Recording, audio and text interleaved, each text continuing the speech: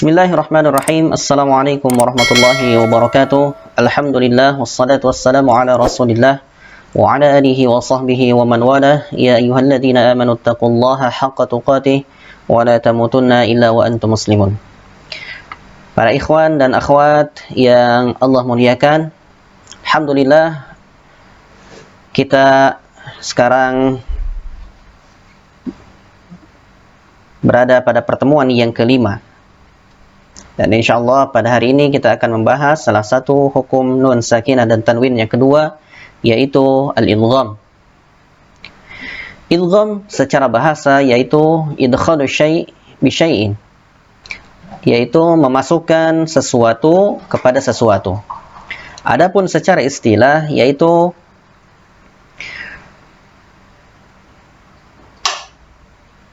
huruf sakinah, terdapat huruf sakinah bertemu dengan huruf mutaharrikah ataupun bertemu dengan huruf yang hidup dan melebur menjadi satu. Kemudian huruf yang kedua ini bertasydid. Adapun di dalam istilah nun sukun dan tanwin, maka idgham berarti apabila ada nun sukun atau tanwin bertemu dengan salah satu huruf idgham yang 6, yaitu terdapat dalam kalimat yarmuluna, ataupun bisa kita lihat di sini hurufnya yaitu ya, nun, mim, waw, lam, dan ra.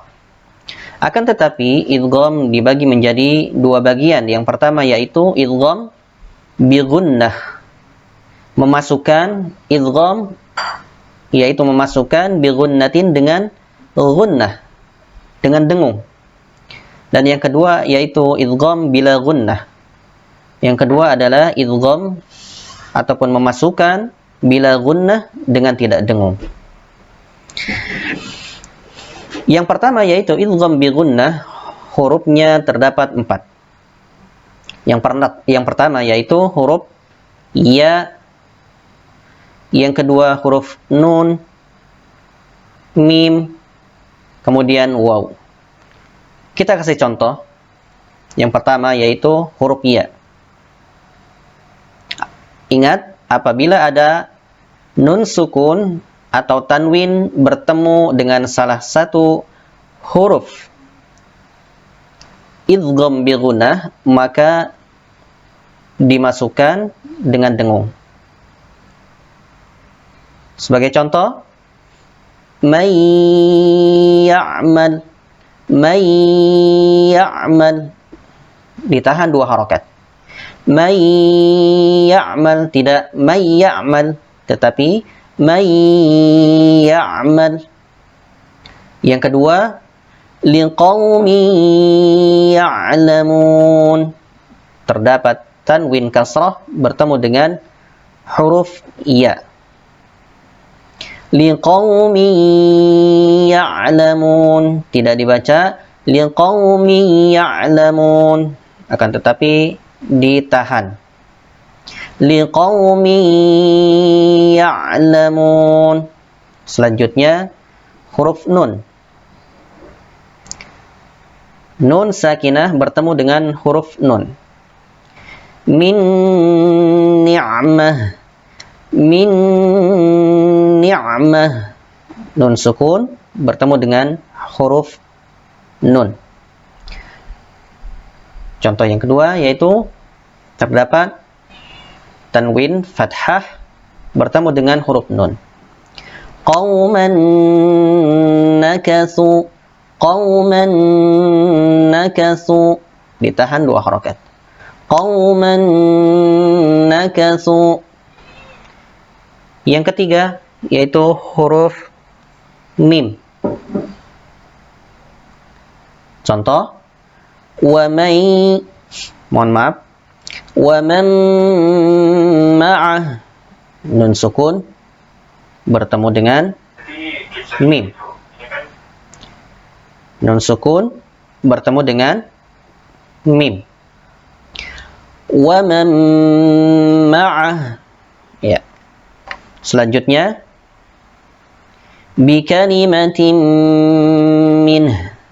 Bi kalimatin minh. Terdapat tanwin kasrah bertemu dengan huruf mim.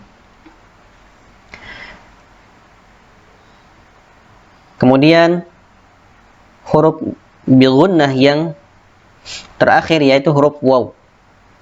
Sebagai contoh, nun sukun bertemu dengan waw. Min wali, min wali, ditahan 2 harokat. Kemudian jazaa'an wifaqa, jazaa'an wifaqa. Terdapat tanwin fathah bertemu dengan huruf waw. Baik, demikian huruf ataupun idgham bi gunnah. Adapun yang kedua yaitu idgham bila gunnah. Idgham bila gunnah, memasukkan dengan tidak dengung. Hurufnya ataupun huruf bila gunnah yaitu lam dan ra. Sebagai contoh, min ladunk, min ladunk, milla, min ladunk. Nun sukun bertemu dengan huruf lam. Akan tetapi nun sukun ataupun huruf sebelumnya yaitu huruf mim langsung masuk kepada huruf yaitu lam.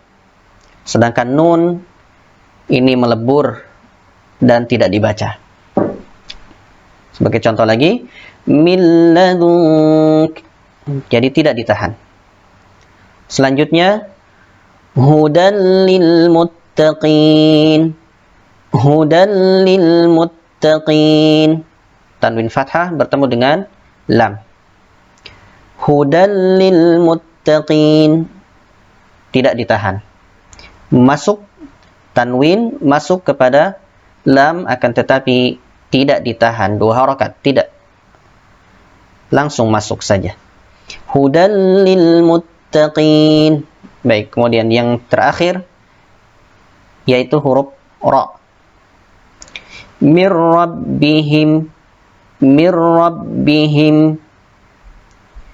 Ghafurur rahim, ghafurur rahim. Demikian pembahasan tentang hukum nun, sakinah dan tanwin yang kedua yaitu al-idgham. Mudah-mudahan bermanfaat. Insyaallah pada pertemuan berikutnya kita akan berlatih daripada idgham bi gunnah maupun idgham bila gunnah. Demikian, subhanakallahumma wa bihamdika asyhadu an la ilaha illa anta astaghfiruka wa atubu ilaik. Wa sallallahu ala Muhammad wa ala alihi wa sahbihi. Assalamu alaikum warahmatullahi wabarakatuh.